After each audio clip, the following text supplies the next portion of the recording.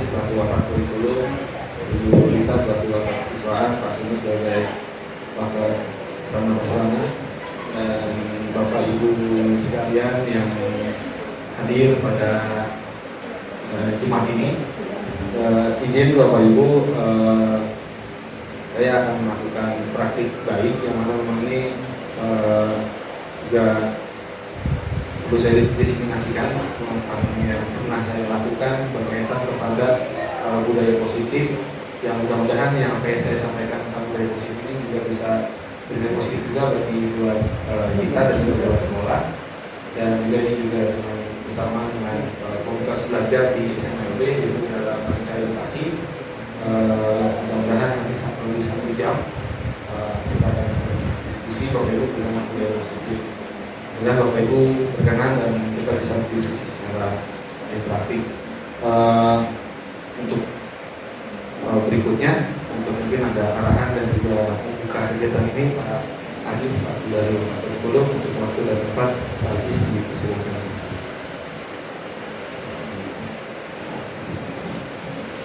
Ya, Bismillahirrahmanirrahim. Assalamualaikum warahmatullahi wabarakatuh. Selamat siang Bapak Ibu semua. Alhamdulillah pada siang hari ini kita bisa berkumpul untuk berbagi praktik baik dari Pak Cahyadi Arif kaitannya sama program Guru Penggerak. Mudah-mudahan praktik baik nanti yang Pak Cahyadi sampaikan bisa kita terapkan di sekolah dan membawa kebaikan dan dampak positif ya bagi perkembangan kualitas pembelajaran sekolah. Ini kaitannya kalau nggak salah tentang budaya positif. Mudah-mudahan nanti dari praktek baik yang disampaikan Pak Cahyadi bisa jadi role model nanti di sekolah kita untuk menerapkan budaya positif. Untuk itu mohon Bapak Ibu semua menyimak apa yang disampaikan Pak Cahyadi. Jika memang ada yang perlu dipertanyakan atau perlu dikonfirmasi, silakan dikonfirmasi dan gali ilmu sebanyak-banyaknya. Untuk itu, untuk mempersingkat waktu, mungkin nanti Pak Cahyadi bisa langsung memaparkan dan berdiskusi dengan teman-teman semua. Itu saja Bapak Ibu yang saya sampaikan. Selanjutnya saya persilakan Pak Cahyadi untuk melanjutkan kembali agenda untuk mendiseminasikan tentang budaya positif. Sekian, Assalamualaikum warahmatullahi wabarakatuh. Baik, terima kasih atas arahan dan membuka kegiatan diseminasi ini. Baik Bapak Ibu, izin ya Bapak Ibu ya, ini yang saya sampaikan bukan berarti saya yang paling ataupun lebih yang paling berbudaya positif. Saya juga masih belajar Bapak Ibu ya tentang budaya positif sendiri.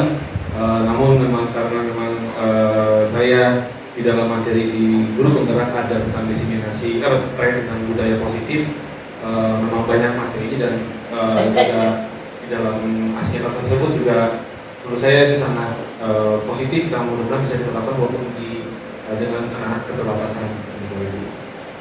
Baik Bapak Ibu, ya siang ini lebih enjoy kita buat kesepakatan dulu Bapak Ibu ya. Kira-kira Bapak Ibu selama kurang lebih 1 jam ataupun kita diskusi ini kira-kira kita butuh kesepakatan apa Ibu? Kira-kira ada yang punya usulan? Kesepakatan apa? Apa lagi? Ada yang punya usul Bapak Ibu? Apa yang kita sepakati? Selesai jam berapa Pak? Oke, pertanyaan selesai jam berapa berarti apa? Yang positifnya apa berarti? Masalah yang terpositif? Disiplin waktu. Disiplin waktu. Oke, berarti kita sepakat. Yang pertama harus disiplin sama waktu. Siapa itu? Sepakat Ibu ya? Nah, itu dulu di mana? Nah, oke, sepakat ya. Disiplin waktu. Udah, berarti jam kelar lah ya. Apalagi Bapak Ibu ada yang ingin usulin?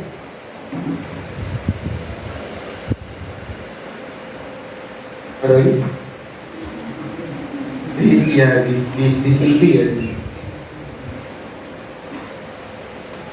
Ada lagi? Selain final, disiplin waktu, apa yang kita sepakati? Cukup?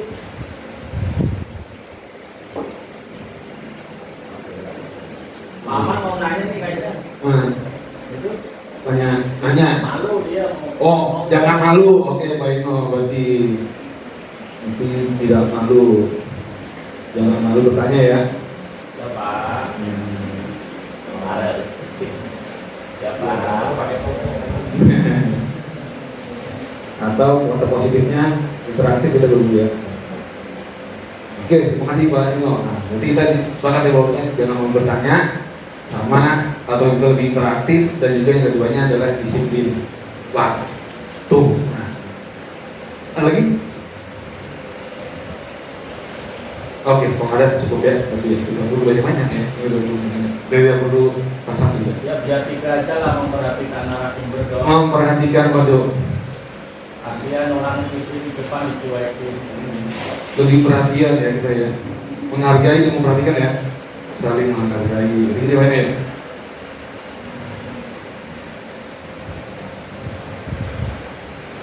Oke, itu ya. Oke, kita lanjut ya. Kita sepakat ya. Oke ya, sepakat ya. Oke, Bapak Ibu, kira-kira Bapak Ibu ya, saya ingin ada pertanyaan mati. Kira-kira Bapak Ibu budaya positif itu gimana? Yang ingin bisa yang ingin memberikan kira-kira namanya budaya positif itu apa yang plusnya juga ada kan kita tadi ya sepakat ya, apa-apa jangan malu Bapak Ibu, jangan malu kan ya, kita sepakat jangan malu kan, gak ada yang salah. Apa? Gimana Pak?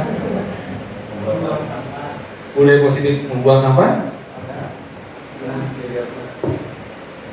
Membuang sampah pada tempatnya. Membuang sampah pada tempatnya. Baik, ada lagi? Ya, saya juga. Sikap tindakan-tindakan yang baik. Baik, sikap tindakan baik-baik. Ada lagi Bapak Ibu? Oke, baik. Nah, kira-kira menurut Bapak Ibu ya, sikap budaya yang baik-baik, tidak membuang sampah sembarangan menurut Pak Surya dan Bu Rita. Coba ya, sebelumnya terima kasih Pak Surya dan Bu Rita ya atas jawabannya ya. Nah, kira-kira menurut Bapak Ibu, kita sebagai guru di kelas apa sudah melakukan budaya positif? Tadi yang masih bilang buang sampah pada tempatnya, kira-kira sudah belum Bapak Ibu? Sudah ya, oke, sudah, oke. Terus tadi kita berita memiliki sikap yang baik, kita tanya ke siswa, sudah kita ya? Sudah ya? Siap. Nah, Bapak Ibu, saya ingin nanya, kira-kira ini setuju atau tidak? Nah, kok kelihatan ya? Atau bus? Kira-kira hukuman dapat mendisiplinkan anak, betul Bapak Ibu? Setuju nggak? Tidak setuju pemerintah. Yang lainnya, apakah sebuah hukuman dapat mendisiplinkan anak? Silakan. Pemerintah tidak setuju. Saya untuk mendisiplinkan anak dengan hukuman itu mungkin anaknya bisa disiplin, tapi disiplinnya itu disiplinnya rasa takut ya, bukan karena Ancaman ya? bukan karena apa namanya Sadar diri. kemauan diri ya. Akhirnya Baik, terima kasih Pak Sudut. Berarti belum tergantung ya. Dibilang tidak setuju, dibilang setuju, memang bisa disiplin anak gitu ya. Buat hukuman ya. Itu bisa jadi nggak setuju karena bisa jadi emang anaknya nggak setuju tapi karena takut ya sama gurunya gitu ya. Baik. Yang lainnya ada?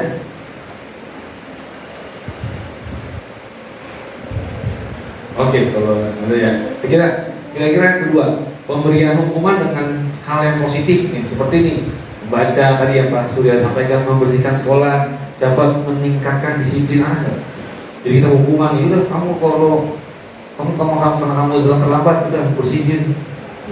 Nah, kira-kira itu apakah dapat meningkatkan disiplin anak?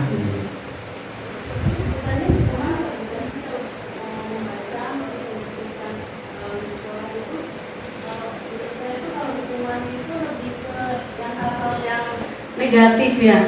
Betul apa enggak saya nggak tahu ya. Jadi kalau hukuman itu saya berpikirnya hal-hal yang bersifat negatif. Jadi kalau lebih bagusnya sih bukan hukuman ya istilahnya gitu. Oke, kita men-spotlight kata hukuman. Ini hukuman kayaknya bernada negatif gitu ya, sebuah hukuman gitu ya. Kata kalau kata hukum, ya hukuman gitu ya. Tapi kayak ya nanti itu di dalam startnya nanti akan kita lihat ini. Apakah hukuman itu masih berlaku gitu? Ada nggak istilah yang lebih halus dari kata hukuman tadi? Oke, ada apa itu? Istilah yang lebih halus. Kalau hukuman itu seolah-olah dengan kekerasan. Ada nggak kata-katanya gitu yang lebih positif dari kata hukuman? Ya memang nanti kita spill dikit ya. Nanti akan ada istilah adalah konsekuensi nantinya. Ya. Nah, gitu ya. Dengan kata barusan konsekuensi. Nanti akan di dalam nanti next berikutnya Bapak Ibu akan juga ada apa sih itu hukuman itu terus konsekuensi seperti apa sebagainya. Oke. Yang ketiga nih yang terakhir, memberikan penghargaan dapat meningkatkan motivasi belajar anak. Setuju Bapak Ibu? Setuju ya? Oke. Iya memang kalau kita memberikan penghargaan itu bisa meningkatkan motivasi. Penghargaan tidak hanya bentuk benda, bisa juga bentuk apresiasi gitu ya. Beritahu sih dia. Nah, ya. Ada? Oke ya. Sip. Nah, Bapak Ibu, Penghargaan sama motivasi itu kan beda-beda nih. gimana Pak? Antara si Motivasi sama penghargaan itu apa tadi? ini penghargaan. Motivasi tadi loh. Apa cuma karena kalau penghargaan itu Pak berupa sesuatu, kalau motivasi itu berupa sanjungan-sanjungan, misalnya saya menyanjung Pak Wildan, ini gantengnya misalnya.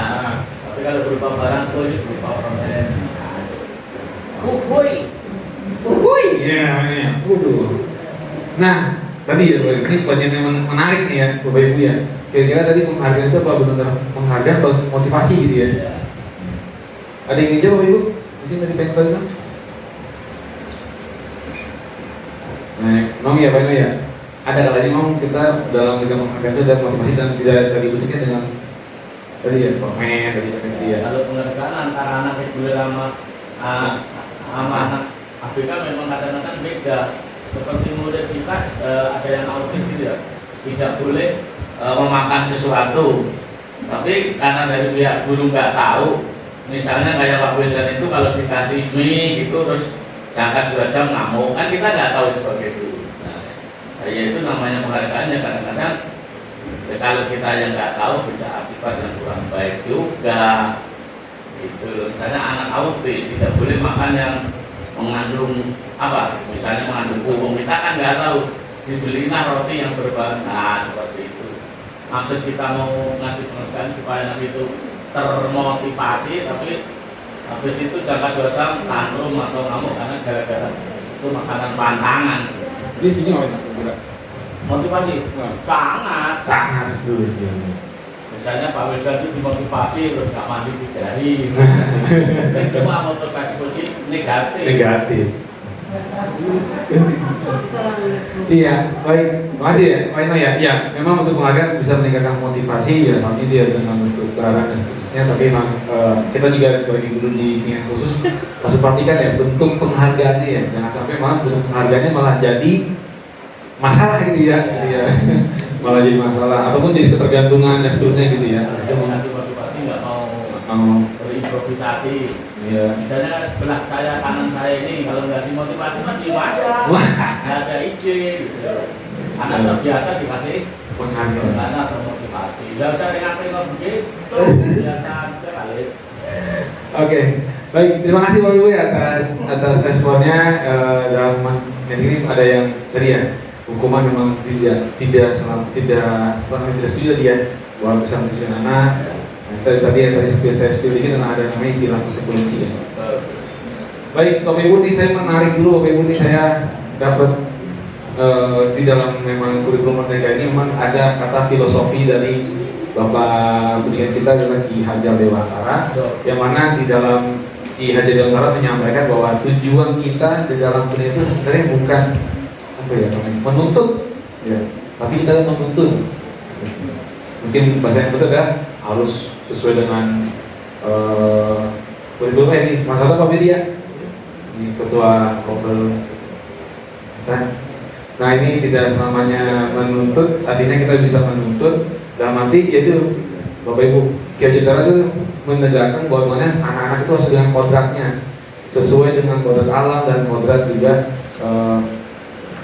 yang ada pada diri si siswa itu untuk mencapai keselamatan dan kebahagiaan setinggi-tingginya baik manusia maupun di lingkungan keluarga walaupun dia memiliki keterbatasan. Artinya Bapak Ibu ya, kita terus adalah menuntun. Kalau kita kan sudah biasa ya melihat kalau kita di CP, nah kalau memang anaknya sesuai, kita menurunkan sesuai dengan CP-nya gitu ya. Kita menuntut sesuai dengan kodratnya, sesuai dengan kemampuannya.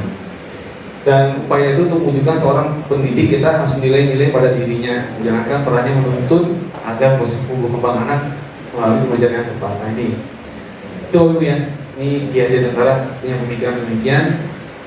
Nah, agar proses itu punya harapan, maka agar kita itu sebagai pendidik itu harus punya visi ataupun cita-cita yang diyakini untuk melangkah yang ideal untuk diraih.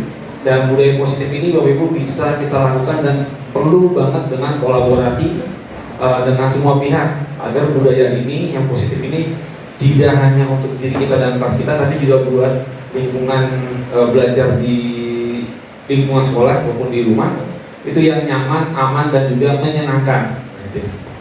Nah ini pemikiran dari Ki Hajar Dewantara. Nah, pembiasaan budaya positif ini bisa mendorong terlahirnya profil belajar Pancasila. Nah, ini yang dengan nilai-nilai Pancasila ini untuk menumbuh kembangkan potensi yang dimiliki murid sehingga membawa mencapai keselamatan tadi yang sampaikan setinggi-tingginya walaupun dia memiliki keterbatasan. Nah, Bapak Ibu, tadi ada, nah ini akan kita bahas Bapak Ibu, izin saya bahas. Ini ada budaya positif, itu ternyata banyak Bapak Ibu. Jadi ada tentang disiplin positif, ada motivasi dari perilaku manusia, posisi kontrol kita. Nah, nanti di sini akan refleksikan kita semua sebagai apa sih guru itu. Lalu ada keyakinan kelas ataupun keyakinan sekolah dan mungkin Bapak Ibu di PPM sudah ada segitiga restitusi. Nah, Bapak Ibu di dalam paradigma baru ini akan di sini di dalam kurikulum Merdeka ini memang menekankan pembelajaran diferensiasi. Kalau kita mah di SMP udah biasa ya jalankan pembelajaran diferensiasi untuk saya mengajar sesuai dengan kebutuhannya untuk tahap pengembangan untuk menunjukkan Pancasila. Nah, di dalam tadi yang di sini positifnya ada 3. Pertama, mulai dari mengajarkan murid untuk tanggung jawab. Nah, tadi Pak Sunu tadi sedikit dari Bapak Ibu bilang kesadaran dirinya dan untuk nilai-nilai dia sebagai anak bisa bijak, kebajikan. Lalu lebih ke arah disiplin dan mengontrol diri, bentuk tindakan yang membuat memahaminya dari motivasi internal dan nah, Pak Ibu sampaikan tuh tidak terpaksa ya ujian dan tindakan ini yang diharapkan kita bisa mengembangkan di kelas. Kita tidak memberikan paksaan, lalu ujian dan tindakan tuh tidak dipaksakan, tuh harus tersadar oleh dirinya dan juga punya nilai sadaran. Lalu untuk motivasi perilaku manusia, nah ini motivasi tadi Bapak sampaikan, mendorong timbul dari diri atas sadar atau tidak sadarnya melakukan tindakan dengan tujuan kita. Tujuan kita adalah tidak boleh hukum, kita mesti menjadarkan anak murid kenapa dia melakukan seperti itu, apa alasannya, mungkin ada sebabnya, kita harus benar-benar menggali gitu, atas sadar dirinya. Nah, ini ada motivasi perilaku, ada motivasi ekstrinsik. Ini untuk pertama adalah menghindari ketidaknyamanan atau hukuman. Nah, tadi seperti yang sepakat disampaikan bahwa hukuman itu memang negatif atau betul ya. Karena apa? Jadi karena ketidaknyamanan. Ya. Si dapat hukum itu adalah ketidaknyamanan. Kedua, untuk mendapatkan imbalan untuk menghargai orang lain. Nah, ini ada motivasi ekstrinsik. Nah, kita mesti tahu tuh. Bisa jadi kita sampaikan tadi yang contoh Pak Ludan yang tadi yang nggak mandi 3 hari itu dan nggak dimakan. Nah, itu bisa jadi dia melakukan itu karena ingin mendapatkan imbalan atau penghargaan gitu ya. Nah, ini kita harus melihat, oh ternyata ini motivasinya seperti apa sih? Apa yang memang untuk dia kayak kita nih, oh takut datang ke sekolah, ya bukan karena memang ini karena takut domain sama pimpinan sekolah gitu ya, ataupun takut kenapa gitu. ataupun datang pagi ke langsung penghargaan. Ini yang kita mesti tahu motivasi estetik dari setiap manusia. Nah, maka untuk jadi orang yang ingin kita menghargai dengan nilai itu, sebaiknya kita menghindari pemberian hukuman atau hadiah berlebihan, ya, untuk menghindari motivasi eksternal yang tadi pada diri murid. Jadi kita harus menghindari untuk hal tersebut. Nah, hukuman dihukum oleh penghargaan. Nah, ini menurut L.V. Conn tahun 93 bahwa penghargaan itu berlaku sama dengan hukuman. Nah, artinya meminta atau memuji seseorang melakukan sesuatu untuk tujuan tertentu dari diri, meminta, untuk mendorong eksternal dan faktor ketergantungan. Beberapa dampak dari penghargaan. Nah, ini yang kita hindari. Bisa jadi penghargaan yang kita selalu lakukan kepada murid bisa jadi sebuah hukuman karena akan untuk tadi ya, ketergantungan dan juga faktor lainnya. Gitu. Nah, ini ada beberapa, ada penghargaan jangka pendek, penghargaan hukum, penghargaan kecepatan, penghargaan tidak efektif, rusak, membunuh kualitas, dan mematikan kreativitas, menghargai mengurangi motivasi estetik. Ini dampak-dampaknya bagi pengaruh penghargaan. Lalu untuk apresiasi, nah ini apresiasi, Bapak Ibu, ada beberapa hal. Pertama, beri pengakuan secara khusus, ada secara pribadi, lalu secara bergantian, fokus pada proses dan pengakuan secara konsisten. Nah, ini contohnya Bapak Ibu ya, kelihatan nggak? Oh ya, kelihatan ya. Nah, ini contohnya kita memberikan apresiasi. Kemarin saya perhatikan, itu mungkin bahasa kita ya. Kemarin Bapak perhatiin. Nah, itu kita bisa seperti itu. Nah, nilai kewajiban apa? Rasa empatinya besar, karena kita memberikan perhatian. Lalu situasinya pada saat anak tolong pada murid baru dan di sekolah tersebut itu situasinya. Lalu kita membuka dengan cara bagaimana anak mungkin menghargai. Saya menghargai Bapak Ibu sebagai naik. Ketika saya ngomongin saya menghargai Bapak Ibu, berarti saya sudah melakukan nilai-nilai kewajiban peduli dengan Bapak dan Ibu. Nah, nanti Bapak Ibu jalankan itu di kelas dan anak-anak yang saya menghargai jawaban anak walaupun salah. Itu berarti bentuk dari nilai kepedulian. Nah, ini contoh situasinya saat bantu teman juga kelompok. Lalu terima kasih untuk. Nah, ini adalah rasa tanggung jawab. Nah, kira-kira Bapak Ibu ini ada sedikit kita diskusi ya Bapak Ibu ya. Kira-kira kalau mencatat 100 kali di dalam buku kalimat, saya tidak akan terlambat lagi sampai 100 gitu ya. Nah, kira-kira bentuk hukuman atau bentuk konsekuensi Bapak Ibu? Hukuman ya. Kalau lari mengelilingi lapangan karena terlambat hadir, hukuman. Mengganti kertas tugas teman yang telah dicoret, konsekuensi ya. Lalu memberi tumpahan air. Nah, bisa tulis karena dia tersenggol. Iya, jadi numpahin gitu, numpahin tapi karena kertasnya basah di meja karena dia tersenggol. Nah, apa?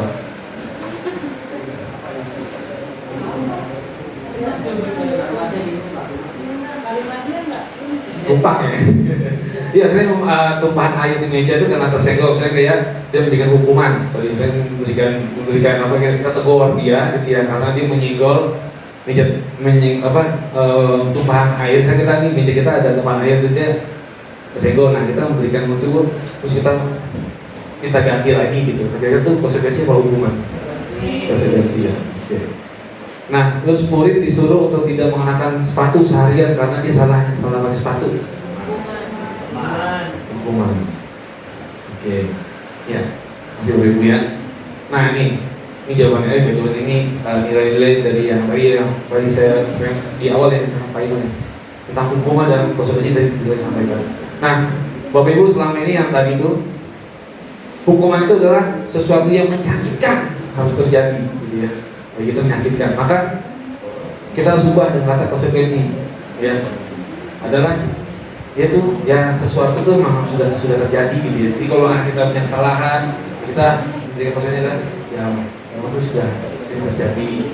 Lalu membuat anak sakit fisik atau sakit hati untuk jangka waktu lama. Nah, kalau konsekuensi membuat anak merasa tidak nyaman dalam tubuh pendek.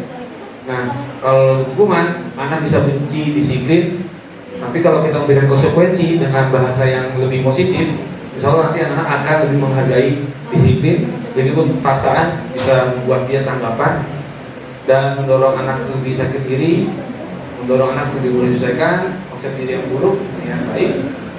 Dan kalau dia marah, merasa bersalah, memalukan, merasa tidak lagi, kalau kita sudah melakukan konsekuensi dengan positif, itu maka dia akan kehilangan hak, dibuat tidak nyaman dan diasingkan terus sementara waktu, tapi dia akan bangkit lagi.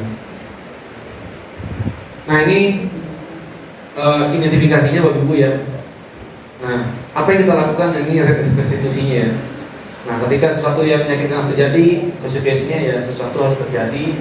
Nah ini restitusi adalah restitusi merupakan pilihan. Nah, kita harus memberikan kayak apa ya? Restitusi itu nanti karena ada restitusi kita mesti tahu dulu lebih dalam identifikasi dan sampai sebagainya. Nah ini Bapak Ibu, restitusi itu adalah proses menciptakan kondisi murid untuk memperbaiki kesalahannya. Ya kesalahannya sehingga mereka bisa kembali pada pokok mereka dan karakter lebih kuat. Jadi kalau anaknya down, anaknya masa dihukum, atau kita anaknya lagi ada masalah, nah kita jangan menambah masalahnya ataupun menghukum dia, tapi kita harus restitusi. Harus kita bagaimana caranya memperbaiki kesalahan mereka. Nah dengan cara apa? Ya tadi itu kita bisa menceritakan bahwa kesalahan yang anak lakukan itu yang pernah kita alami, gitu ya. Dan bagaimana cara kita untuk keluar dari masalah tersebut, kita sampaikan anak, biar anak dapat gambaran, seperti itu caranya, nah, biar dia bisa balik lagi ke karakter yang lebih kuat lagi. Seperti itu mobil orang restitusi. Nah ini ciri-cirinya nih dari restitusi, dia bukan menuduh kesalahan, namun untuk belajar dari kesalahan. Disampaikan ya, bahwa anak itu ya kalau salah jangan kita salahin langsung, tapi ya dulu kita pernah seperti itu ya. Jadi kita nanti bisa sadar akan kesalahannya, terus memperbaiki hubungan, terus bukan paksaan. Lalu juga menuntun untuk melihat ke dalam dirinya, untuk mencari kebutuhan dasar yang mendasari tindakannya. Terus cara-cara yang lebih baik dengan restitusi, dengan diskusi. Gitu ya, nanti anak akan bercerita lagi, itu cara itu Pak ya. Kita akan coba cari lagi motivasinya dan solusinya. Nah lalu berikut keyakinan kelas. Ini adalah berasal dari penyatuan pikiran dan peraturan dalam kelas dengan boleh dibandingkan untuk diimplementasikan. Jadi Bapak Ibu ya, beda antara kira-kira keyakinan kelas sama peraturan beda nggak Bapak Ibu? Beda. Beda ya? Ya. Bedanya? Kalau keyakinan kelas kita buat bareng-bareng.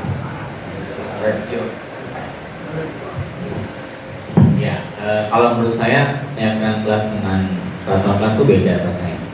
Kalau keyakinan kelas mungkin kita buatnya tuh bersama-sama, jadi disetujui bersama gitu. Para guru sama murid yang peserta didik maksud saya, yang menentukan peserta didik poinnya apa saja, kemudian konsekuensinya juga nanti dibuat bersama. Tapi kalau untuk peraturan sekolah atau peraturan kelas itu lebih ke yang sudah dibuat, anak-anak tinggal mematuhinya. Jadi belum tentu baik buat mereka atau menentukan buat mereka, tapi dia harus patuh, namanya peraturan. Ya, ada lagi Bapak Ibu? Masih Pak ya, jadi kalau peraturan itu lebih keras ya, kalau keyakinan ya itu bisa disepakati ya. Nah Bapak Ibu ya, ternyata Bapak Ibu ya, tadi Pak Satrio sampaikan ya, bahwa peraturan itu adalah hal yang kecil Bapak Ibu ya. Nah, ini hal yang bisa disepakati tadi Pak Satrio sampaikan ya. Nah, misalkan peraturan tidak boleh buang sampah gitu ya. Nah, untuk apa keyakinannya? Ternyata dia harus sadar kepada sampah dia sampah. Ini akhirnya terbentuklah lingkungan positif. Ketika lingkungan positif maka akan muncul budaya yang positif. Nah, yang mana tadi ya? Ini adalah disusun bersama dan diskusi sama selidik dari Pak Satrio sampaikan ya. Diskusi sama anak murid. Nah ini tidak serta-merta kayak kita bikin peraturan kayak kelas ya. Setelah sebelum pembelajaran nanti pembelajaran baru bikin langsung peraturan tempel di tembok gitu ya, anak suruh baca, suruhnya ikutin ya nah, gitu ya, atau tidak. Nah harapannya di dalam ini Bapak Ibu ya, kita susun peraturan walaupun kita punya keterbatasan, mungkin kita juga butuh jabar gitu ya, untuk bisa diskusi bersama-sama untuk membuat keyakinan kelas untuk diikuti dan bisa berkontribusi lewat kita dan pendapat. Nah keyakinan kelas juga senantiasa dibuat dalam bentuk positif ya, gitu. Buang sampah itu bagus gitu ya, dan sebagainya. Nah, terus kalimat disusun juga harus universal, nanti akan contohnya. Terus kayak kelas hendaknya tidak terlalu banyak sehingga mudah diingat. Nah, kayak tadi kita kesepakatan tadi itu. Ya, tadi kita harus ngomong dengan disiplin ya waktunya, terus juga tadi kita interaktif ya. Kalau ada yang ingin tanyakan silakan bertanya. Lalu tunggu kalau ada lainnya silakan nanti kita sepakati ya. Nah, bedanya Bapak Ibu kalau kayak kelas ini bersedia menjawab kembali kayak kelas. Jadi setiap waktu Bapak Ibu ini bisa beda-beda. Jadi tidak sama, beda dengan peraturan. Peraturan itu menetap ya. Nah, kalau kayak kelas itu bisa setiap waktu bisa berubah. Nah,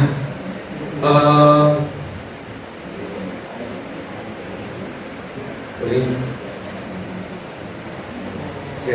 Lalu kebutuhan dasar manusia sini. Nah, kita Bapak Ibu sebagai guru, tentu kita tahu ada kebutuhan dasar ya, bertahan hidup ya. Dikira apa Bu bertahan hidup? Butuh makan, tempat tinggal. Iya. Oh, ada mana?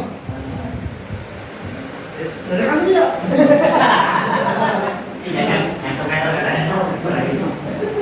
Ya, bukan itu kalau riset itu perlu tanggal tempat terutama Masuk di sini besar ya. ya tanggal mana itu? Nah, terus sandang dulu, pangan dulu, papan dulu. Tunggu pengancaran ya. Orang lima tadi ya. Enggak, Pak Ahmad kasih sayangnya nanti Mas Ahmad. Kasih sayangnya. Baik, terima kasih Obir ya. Pertanyaan tadi ya sandang pangan papan, papan mana dulu nih? Ya, Ya, yang pertama mah kalau ya pangan dulu lah. makan dulu ya. Makan dulu. Kita kembali ke zaman dulu. Yang utama kalau zaman sekarang mah berpikir itu harus terpenuhi bakal. Dulu kan kita berpikir ke belakang dulu. Kalau Ya balik. kalau dulu kan yang utama kan makan dulu. Ya, coba zaman dulu Pak Ahmad tuh nggak pakai celana, nggak pakai kaos, nggak malu dulu ya. Sehabis itu barulah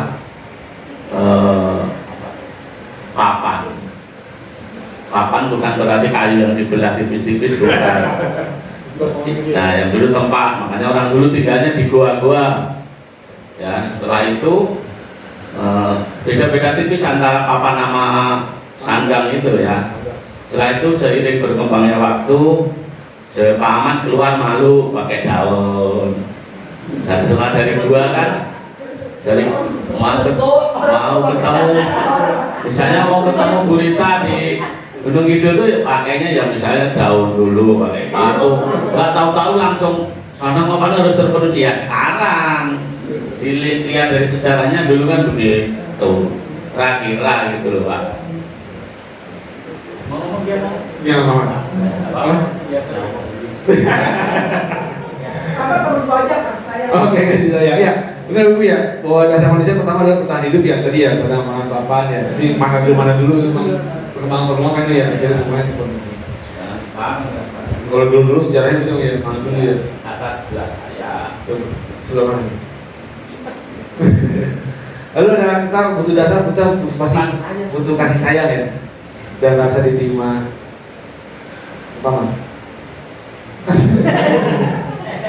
Kalau saya memang perlu ya. Gimana Man? Kalau kasih sayang itu memang perlu ya. Kita hidup. Tanpa kita hidup, kita tidak bisa disayangi juga. Maksudnya kita sayang dalam diri kita sendiri gitu loh. Maka kita sering sayang kan sama diri kita sendiri.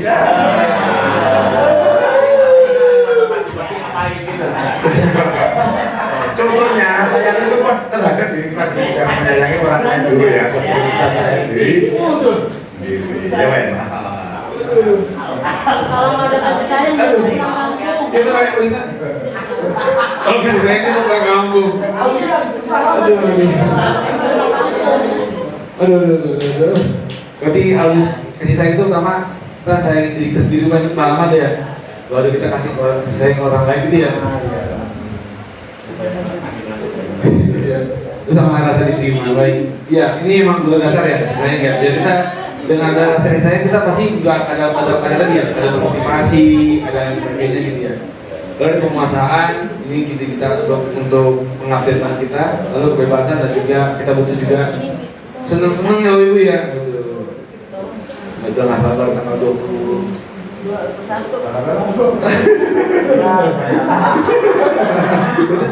Itu senang dulu ya.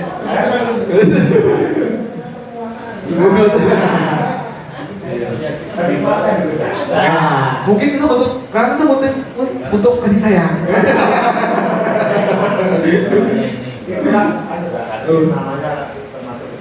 Kebutuhan ya, iya. Sudah nggak selalu mau senang-senang ya. Kebutuhan hidup.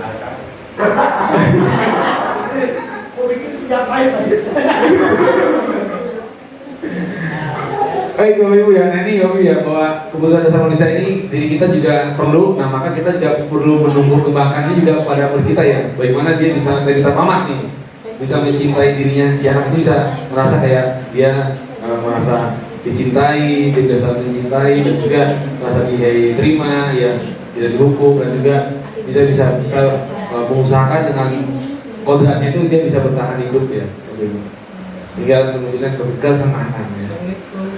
Nah Bapak Ibu, saya izin Bapak Ibu ya. Nah ini ada tentang posisi kontrol nih. Nah ini sebuah materi yang menarik bagi saya dari tentang kontrol. Jadi kita tahu kita sebenarnya sebagai guru tuh guru apa sih gitu ya. Nah, ini ada 5 posisi kontrol dulu nih. Kontrolnya Pak. Hah? Yang penting ya, yang penting Ada yang ya. Nah ya, pertama ini Ibu, ketika kita melakukan disiplin positif di ruang kelas kita tahu kita tuh siapa sih gitu ya. Terus kita tuh melakukan kita bentuk apa sih gitu. Terus juga apakah efektif, apakah berpusat pada anak-anak, sudah memerdekakan, terus mandiriin anak. Nah ini penting loh ya, memunculkan kemandirian anak itu penting ya Ibu ya. Dan bagaimana dengan apa? Baik Bapak Ibu, ada 5 ternyata seorang guru itu. Pertama, guru itu ternyata adalah seorang penghukum.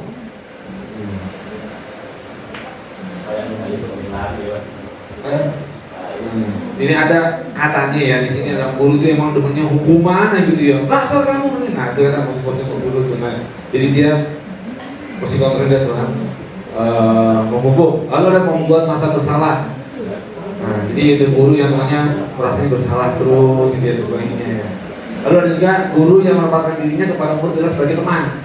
Nah, ada juga guru yang melakukan kontrolnya sebagai pemantau. Mantau terus, terus. Dan juga ada guru ya seorang manajer. Izin saya akan menjelaskan gigi ya satu. Nah, Bapak Ibu nih, biasanya kalau guru-guru yang punya kontrol sebagai penghukum biasanya ya nada suaranya itu tinggi terus gitu biasanya gitu ya. Terus bahasa tubuhnya, terus matanya melotot dan jarinya suka menunjuk atau menghati. Nah ini biasanya guru yang memiliki kontrol sebagai penghukum. Nah, Eksekutor loh. Eksekutor. Biasanya gini, nah ini contoh kata-katanya nih ya, terlambat lagi, pasti terlambat lagi, selalu datang terlambat, kapan sih bisa datang waktu. Nah ini adalah guru yang biasanya menggunakan kontrolnya sebagai guru penghukum. Lalu tanyakan kepada kita gimana perasaan murid kalau kita digituin gitu ya, telat mulu, kapan sih butuh tanggal mulu,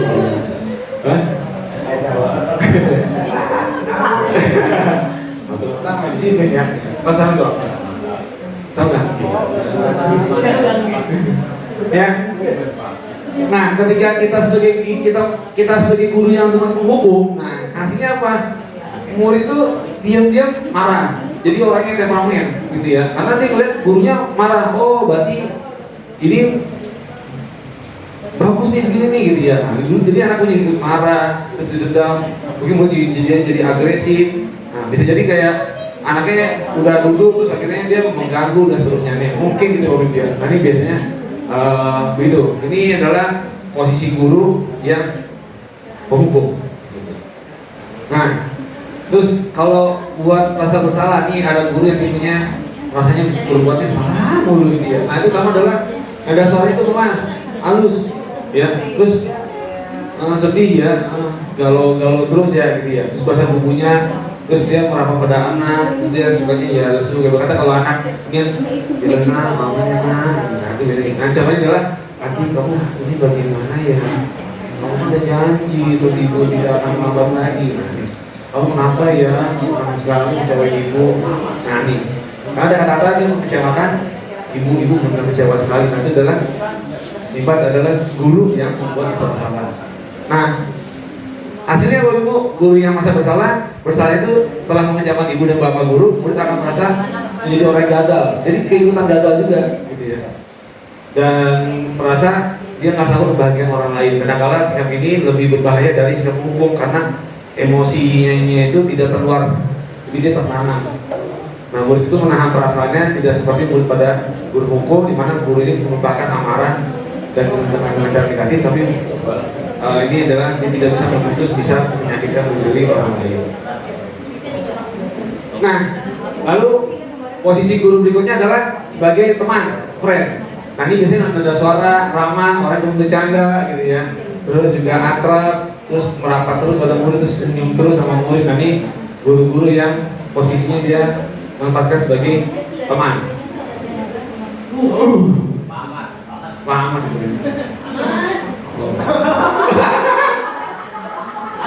Iya. Gimana Dio? Murid ya. Udah video atau video? Saking kemarin. Gimana? Paman ini gimana? Saya di kelas itu saya bukan sebagai guru, sebagai teman ya. Saat tertentu itu akan saya sama Dika. Saya juga marah ya. Terakhir apa kita hargai lah. Anggap aja dia teman kita. Oke, ya saya rasa kalau yang teman ini tidak berbanyak kayak adik ayo main, masih kamu janji gini ya. Nah, Bapak Ibu ketika kita posisi sebagai teman si murid akan merasa senang, ya. Nah, dari kata kami ini akrab banget ya sambil gurunya manggil. Ini udah akrab banget ini ya. Ini udah bestie ya. Akrab yang kebablasan. Jadi ibaratnya unggal-unggalnya nggak ada. Ya kalau akrab ya itu tadi yang nama bablasan, misalnya nama gurunya Pak Man, itu manggilnya yang harusnya Pak Guru, Paknya ketinggalan, Pak Dika manggilnya Pak Man. Ya, seperti itu ya, ada itu bablasan begitu. Iya, ada. Baik, maaf ya, betul sih saat main webnya ada batasan ya, gitu ya, ada batasan. Ini paling terutama, karena juga dia. 1, 2 gitu sampai udah 5 tahun apa dari kosong kan? Lebih ya? Dari zaman belum nikah. Udah lama dia? Jadi 10 jadi 7. Nah itu posisi guru sebagai teman ya. Nah ini ya, ada juga guru yang punya posisi kontrolnya ataupun dirinya adalah seorang pemantau. Nah ini ada saya datang, bahasa satunya formal, diam tapi temannya menjadi mantau. Jenggotan Pak biasanya. Hah? Jenggotan kayak Pak Jateng diri maksudnya begini. Kontrol. Di sini juga jenggotan atau enggak? Terus kayak itu gayanya kan nulis apa gitu, sebenarnya kontrol itu. Oh gitu ya? Kalau nulis-nulis. Pirit. Gitu ya? Sebetulnya itu kontrol, jadi orang jadi kontrol kan tidak tahu kelihatannya pirit tapi Jalan ya, jadi mantap. Ini contohnya nih mereka nih. Adik tahu kamu jam berapa nih mulai? Tahu Pak, kalau guru tahu nih gitu ya. Nah, terus juga kamu tahu sendiri apa kamu sudah ngerti konsekuensi yang harus dilakukan. Nah, kalau masih mantau Bapak Ibu ya, ini konsekuensinya adalah yang telah melanggar peraturan, terus guru tidak menunjukkan sikap emosi, jadi datar ya. Terus jadi marah, masa bertemu tidak nyaman. Terus mantau pada menjatuhkan terjadi istirahat. Nah yang terakhir Bapak Ibu ya, ini seorang guru menjadi manajer. Nah ini manajer adalah bahasa suaranya tulus, ya terus nggak kaku, terus dekat sama murid, pokoknya mah Lu masa kalau tadi Pak Ibu bilang, ya teman-teman dia ada batasan ini sebagai dia manajer. Kalau memang salah ya, dia seperti tidak dan sebagainya gitu ya. Nah ini contohnya nanti ya kalau kamu tadi jam berapa sekolah, tahu Pak jam 7. Jadi kalau kamu terlambat kira-kira gimana kita perbaikinya? Nah ini ya. Jadi kita sebagai manajer gitu, jadi bukannya menyalahkan, tapi kita menggali lagi. Kamu tahu nggak kenapa kamu telatnya? Mereka cari solusi betul baik. Nah ini, ya, jadi solusinya dari kesadaran diri ya, muncul dari anak ya Pak, saya nggak mau telat lagi deh. Nah itu sikap dari manajer. Nah posisi manajer ini Bapak Ibu ya, posisi mana berbuat sesuatu bersama, ya. Sesuatu bersama dengan murid. Jadi mempersilahkan murid bertanggung jawab atas perilakunya, terus mendukung murid untuk cari solusinya. Jadi murid yang mencari solusinya secara bersama-sama. Nah, selanjutnya itu memiliki keterampilan posisi teman maupun pemantau dan sebagainya. Bisa jadi suatu waktu kembali berposisi tersebut.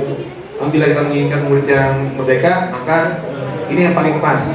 Jadi memang kalau kita sebagai manajer itu memang posisi yang sangat kita bisa membantu anak itu bangkit lagi. Nah, kira-kira Bapak Ibu posisi gimana? Biasanya kalau untuk menilai, kalau dirinya sendiri pengennya kan ya bagus Pak. Ini bagus ya. Ya, tapi kalau menilai yang benar-benar hasilnya benar ya orang lain. Orang lain yang tahu ya. Nilai kalau dirinya sendiri ya. Jadi sendiri kita tahu ya. Ya misalnya Pak Ferry. Pak Ferry yang nilai aku paling bagus di depan dia. Oh disuruh rebus saya aja gosong misal. Terus dihukum lagi, gimana sih maksudnya? Coba suruh rebus air aja gosong. Malah nggak dicoba dulu, belum kan gitu. Jadi kalau yang dirinya sendiri itu ya, pengennya ya yang baik ya. saya bagus. Ada tipe orang yang begitu, ada yang tipe menilai sendiri saya bagus, ternyata menilai nanti. Ya gitu. Baik ya. Berarti yang Nggak bisa itu apa? bisa ya nggak bisa internal ya.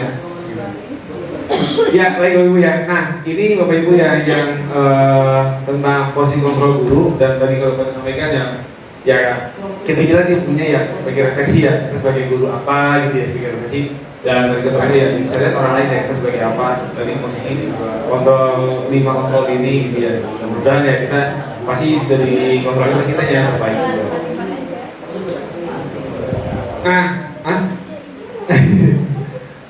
Nah Bapak Ibu ya, nah ini ketika ada motivasi ya, nah ini terakhir ya. Ketika guru memberikan hukuman, menghardik, menunjuk, menyakiti, menyindir, itu nanti akan biasanya ya. Ini nih modelnya dia orangnya ceramah, seperti ini modelnya ceramah, terus mengatakan seharusnya tuh kamu gitu ya, ataupun kayak ibu tuh bapak itu kecewa dan sebagainya. Ini biasanya guru yang apa namanya di sini gitu ya. Terus atau kalau kata kamu tidak melakukan awas ya rasakan, nah ini bagiannya gagal. Nah kamu harusnya sudah tahu ibu lelah sekali. Nah ini kalau kita sebagai teman dengan bahasa ini membuat alasan-alasan yang untuk murid, lalu kalau buat mantau di sini mungkin udah mengukur. Kalau misalnya untuk yang tadi yang bikin manajer dengan permasalahan yang ini itu biasanya muncul pertanyaan, lebih sering dari pertanyaan, bukan langsung kayak masa kamu nih.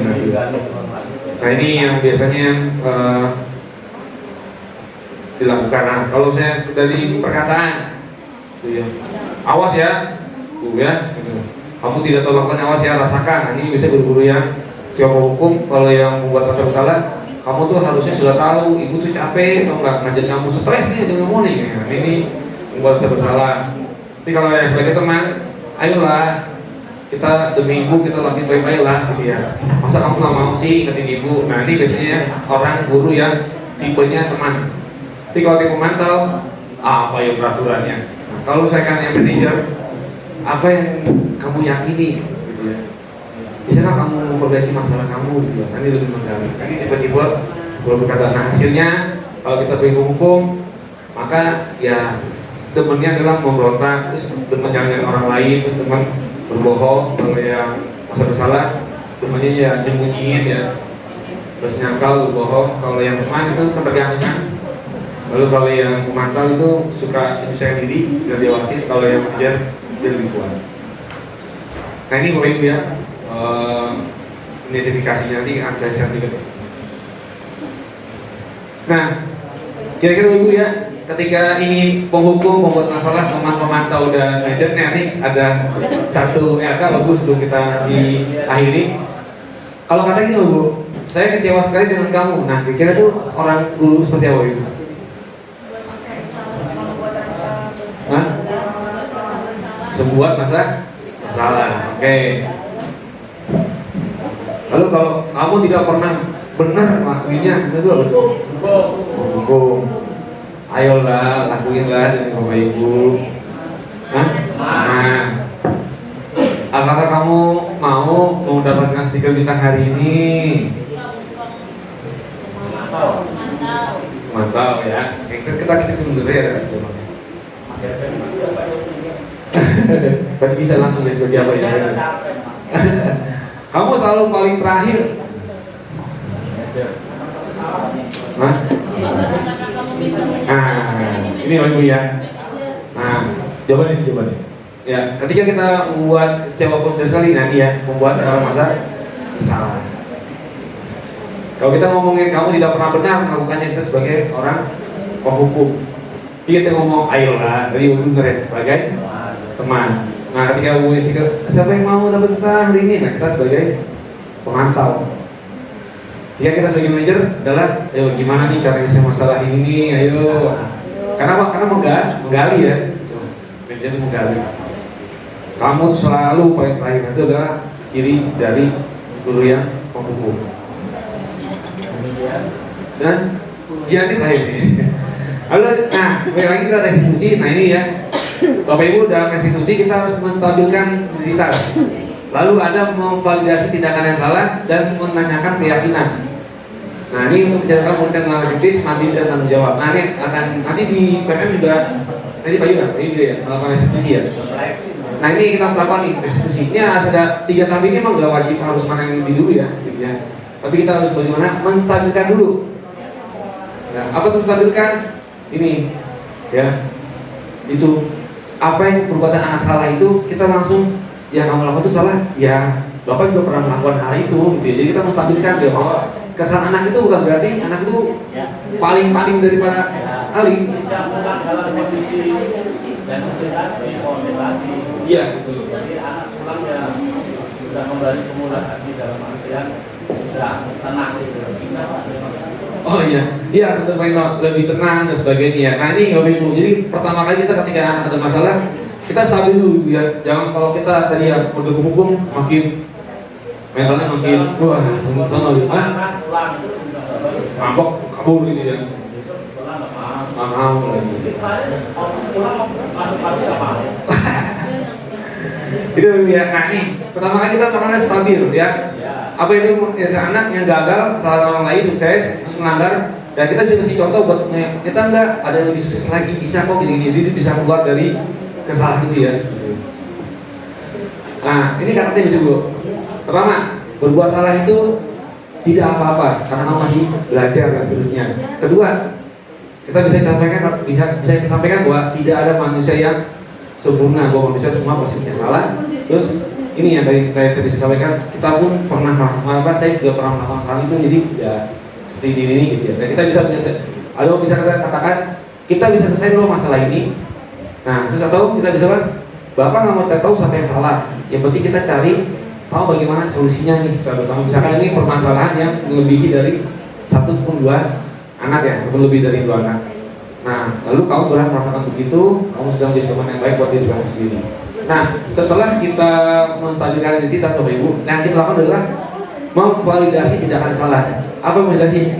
Mereka mengakui, oh iya Pak, iya sih Pak, saya benar salah Pak. Ya, nanti memvalidasi bisa jadi apa? Ternyata ini kita bisa mendapatkan informasi yang lebih valid, lebih dalam dan bisa lebih tahu, anak itu benar-benar tersadar ya. Jadi apa yang bisa refleksi diri. Nah itu kita harus validasi tindakan salah. Nah, siapa yang validasi? Ya ini anak-anak yang validasi.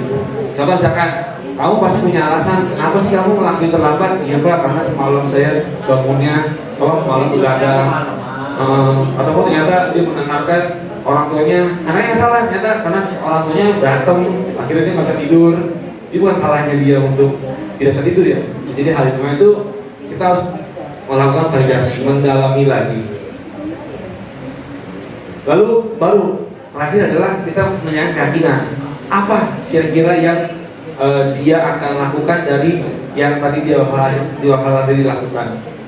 Nah ini seperti apa yang percaya pada kelas, lalu kumas bakat. Oke, Bapak Ibu, terakhir dari saya, Bapak Ibu, kira-kira Bapak Ibu apa yang tadi saya sampaikan kurang lebih panjang tadi itu? Apa hal yang baru Bapak Ibu yang Bapak Ibu dapatkan dari yang tadi yang saya sampaikan? Mungkin ada yang ingin memberikan 1-2 orang. Kira-kira apa yang tadi sampaikan yang Bapak Ibu menemukan hal baru? Ya, silakan Bu Risna. Terima kasih Pak Jayadi. Kalau selama ini kita mungkin baru, terutama saya mungkin baru mengenal yang namanya kesepakatan kelas. Sedangkan dari keyakinan kelas itu baru dapat dari materi ini. Jadi untuk kedepannya sudah bisa membedakan antara peraturan kelas dengan keyakinan kelas. Itu hal baru yang bagi saya. Ya, terima kasih Bu Risna. Ada lagi Bapak Ibu yang ingin apa hal yang baru yang tadi yang Bapak Ibu dapatkan paradigmanya? Ada? Apa maksudnya?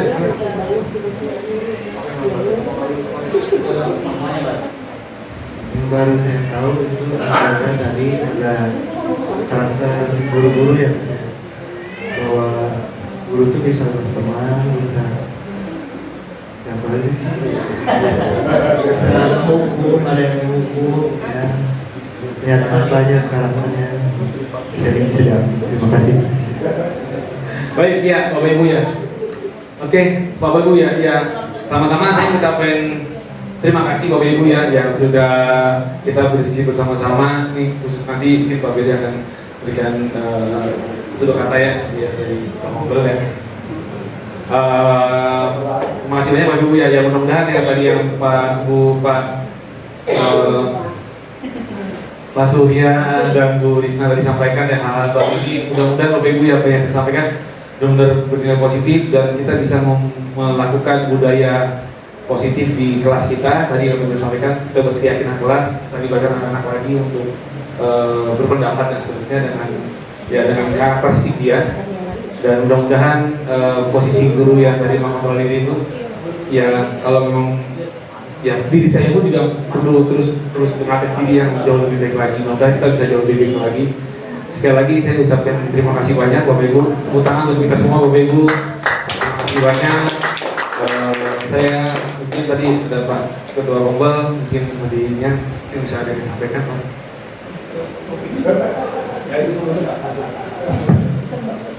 Ya, Pak Cayadi. Terima kasih banyak sebelumnya untuk Pak Cayadi atas materi yang telah diberikan pada siang hari ini tentang pendapat budaya positif di lingkungan sekolah. Semoga apa yang Pak Cayadi sampaikan telah menjadi ilmu baru bagi kami, bagaimana kami bisa menerapkan budaya positif ini yang sangat penting di sekolah sehingga anak-anak kita bisa kembali pada dirinya masing-masing, bahwa sebenarnya mereka kasih itu butuh kenyamanan, bukan butuh paksaan. Mereka kasih belajar dengan penuh rasa sayang, bukan selalu dihukum. Dan apa yang kita sampaikan tentang budaya positif ini menjadi hal yang penting harus kita lakukan dalam ya, karena tahun ini nggak berakhir ya Pak Cayadi. Semoga nanti semester berikutnya kita bisa jalan semua. Walaupun saat ini kita sudah belajar bagaimana kita membuat kesepakatan kelas, bahwa depannya kita bisa belajar hal yang baru seperti penerapan seperti restitusi, ini, bagaimana kita bisa memposisikan kita sesuai dengan konsep atau guru yang kita ya, bahwa kalau selalu memakai yang penghukum atau pembuat rasa salah, akhirnya identitas anak jadi gagal ya. Tapi kalau kita bisa posisikan kita sebagai manajer, itu akan bisa lebih baik bagi kita saja. Terima kasih untuk Bapak Ibu guru yang telah hadir. Bagai janji saya menjadi sertifikat, insya Allah nanti kedepannya sertifikat, tapi bagi yang datang, saya catatkan datang sertifikat, nanti ditunggu sertifikatnya. Moga-moga nanti jam 4 tanggal dari buah ya, Pak Jayadi ya. Semoga bermanfaat bagi Bapak Ibu semua. Terima kasih. Semoga ini bukan yang pertama dan terakhir ya Bapak Ibu, semoga bukan yang terakhir tapi kelompok-kelompok yang lain saat membuat kegiatan seperti ini ya di Kompleks MLB saja. Semoga apa yang PT sampaikan sangat bermanfaat buat kami. Terima kasih Pak Ceri atas waktunya. Bapak Ibu sekian saya sampaikan. Mohon maaf jika ada kekurangan. Assalamualaikum warahmatullahi wabarakatuh. Waalaikumsalam.